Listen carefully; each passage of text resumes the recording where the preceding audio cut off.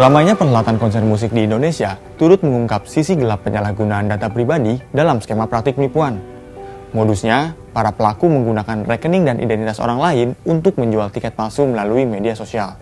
Lantas bagi korban, konser musik gagal disaksikan, uang hingga jutaan rupiah pun hilang begitu saja. Lantas, bagaimana para penipu ini bekerja dan kemana uang tersebut mengalir?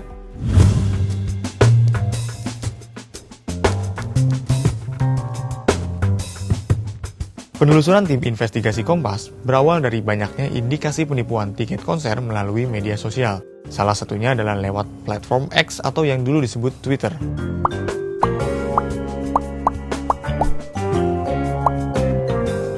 Tim menemukan jejak penipuan tiket konser boyband asal Korea bernama Seventeen yang menggelar konser di Jakarta pada tanggal 8 hingga 9 Februari tahun 2025. Salah satu korban memampang dengan jelas identitas terduga pelaku, sebut saja Maya. Dalam unggahan itu, terlihat jelas identitas berupa KTP dan foto Maya hingga bukti-bukti transaksi ke rekening atas nama Maya. Berdasarkan temuan tersebut, tim kemudian menelusuri alamat yang tertera di KTP tersebut. Ternyata, pemilik identitas tersebut hanyalah seorang anak sekolah menengah atas yang tinggal di sebuah gang sempit di tengah kota Jakarta. Titik terang mulai terlihat setelah Maya mengaku bahwa kakaknya pernah menjual rekening dan identitas beserta foto KTP miliknya kepada seseorang berinisial MHD seharga Rp200.000 karena terdesak kebutuhan akan finansial. Iya, karena kan waktu itu kan mama lagi usaha dagang juga. Terus dibantu buat beringo juga sama abang pakai KTP aku. Nah, terus gak dari situ butuh uang. Terus abang berniatan untuk ngasih akun Brimo aku untuk dikasih dulu ke temennya. Terus temennya ngasih uang. Kan dari situ pusing lagi butuh banget buat keluaran ini itu kan. Udah dari situ, udah awalnya nggak ada masalah apa-apa. Terus ada berita di X, ada berita kayak penipuan pakai data aku. Aku nggak main X jadi nggak tahu. Nggak punya X ya padahal? Nggak punya. Awal bulan Januari ada temen sekelas ngabarin kalau misalkan KTP aku di X disalahgunakan buat nipu tiket konser. Terus disitu aku nggak tahu apa, terus kayak nangis gitu kan karena takut.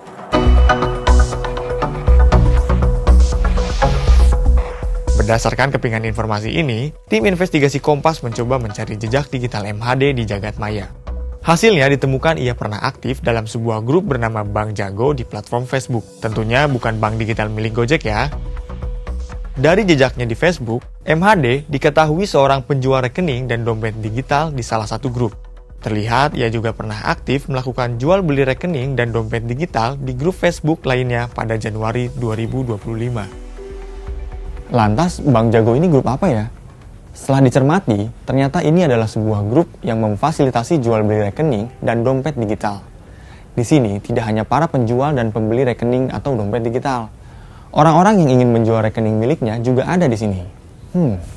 Mencurigakan ya? Oke, kita kembali ke MHD. Untuk membuktikan keterlibatannya dalam kasus jual beli data pribadi dan dalam penipuan tiket konser Seventeen, tim akhirnya mencoba menghubunginya.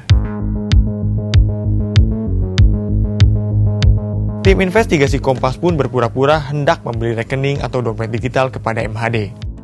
Benar saja, ia kemudian menawarkan rekening atau dompet digital atas nama orang lain dengan pilihan jenis kelamin laki-laki seharga Rp350.000 dan perempuan seharga Rp500.000, termasuk dengan foto KTP pemilik rekening tersebut. Bahkan, ia mengaku pernah menjual data pribadi seharga Rp3 juta. Untuk membuktikan aksi MHD ini, tim memutuskan membeli 2 rekening bank digital darinya. Benar saja, rekening tersebut langsung dapat digunakan. Tim juga diberi identitas pemilik rekening tersebut. Namun, salah satu rekening yang dibeli terblokir 3 hari setelah pembelian. Ketika ditanya oleh tim, MHD juga membenarkan dirinya pernah menjual rekening atas nama Maya melalui orang lain. Penjualan rekening semacam ini digunakan untuk berbagai macam kejahatan penipuan, alias scam oleh para pembelinya. Oh, gitu Bang. ya, benar. Pernah. Ya. Itulah kok. Dia juga ngambil tuh. Kalau nggak salah, dia iya. Bang. Tunggu, ini ada nih KTP-nya, bentar ya. Itu dari abang tuh Bang, berarti Bang? Iya, dari aku. Bentar aku cek dulu. Wah. Anak Jakarta itu. Orang Jakarta bang ya? Ah itu Ya, dia tuh. Jakarta Pusat. Itu berarti emang bener ya buat bisnis itu tiket konser ya bang dia bang ya? Iya. Kayak gitu lah. Nggak masalahnya kalau aku kayak main rekening nih, kayak contohnya itu kan banyak. Nomor Kayak KPR. main perlodesan, scammer. Jualan lah Emang bang rata-rata istilahnya tapi kita gitu. Kalau yang beli rekening itu biasanya scammer sih. Nah, di sini rantai penipuan melalui media sosial mulai terbuka modusnya. Ternyata, jual beli rekening dan dompet digital ini merupakan pintu atau jalan masuk ke berbagai jenis penipuan. Para penipu menggunakan identitas dan rekening orang lain untuk mengelabui para korbannya. Pertanyaan selanjutnya, kemana dan bagaimana aliran dana ini mengalir? Pola pergerakan uang di rekening penipuan ini sangatlah cepat. Ketika korban mentransfer uangnya ke rekening atau dompet digital milik penipu yang menggunakan identitas orang lain, kemudian pelaku langsung memindahkan uang tersebut ke rekening atau dompet digital yang lainnya lagi dengan cepat. Menurut Deputi Bidang Analisis dan Pemeriksaan PPATK, Danang Trihartono, pada banyak kasus penipuan tiket konser, pola serupa sering ditemukan. Sebenarnya pola umum dari penipuan itu adalah memindahkan ke semua instrumen keuangan, termasuk dompet digital. Nah, dompet digital ini kan bisa ditransaksikan di QRIS, lalu juga bisa ditransaksikan untuk pengambilan tunai di merchant ataupun di minimart. Nah, ini kan kalau sudah masuk ke situ udah putus diambil tunai, sehingga akan sulit siapa sebenarnya pelaku penipuan tersebut. Ya, yang jelas yang pertama adalah supaya tidak diketahui. Lalu yang kedua adalah supaya ini rata-rata rekening ini digunakan dalam waktu yang singkat. Kalau khususnya konser tiket, penipuan di konser tiket ini kan waktunya antara periode pembukaan penjualan sampai konser. Ini kan relatif sedikit waktu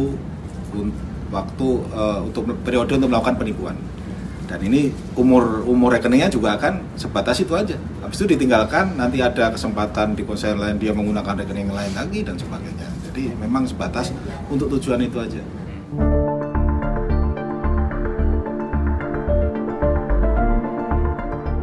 Investigasi Kompas kali ini setidaknya memunculkan 2 poin penting. Pertama adalah jangan mudah tergiur penawaran tiket konser melalui media sosial yang tidak resmi. Yang kedua adalah ini yang paling penting nih. Jangan menganggap remeh data-data pribadi milik sahabat Kompas. Selalu waspada dan lebih berhati-hati dalam membagikan data pribadi, apalagi rekening kepada orang lain secara langsung maupun melalui platform online. Ingat, banyak penipu yang bersembunyi di balik identitas orang lain.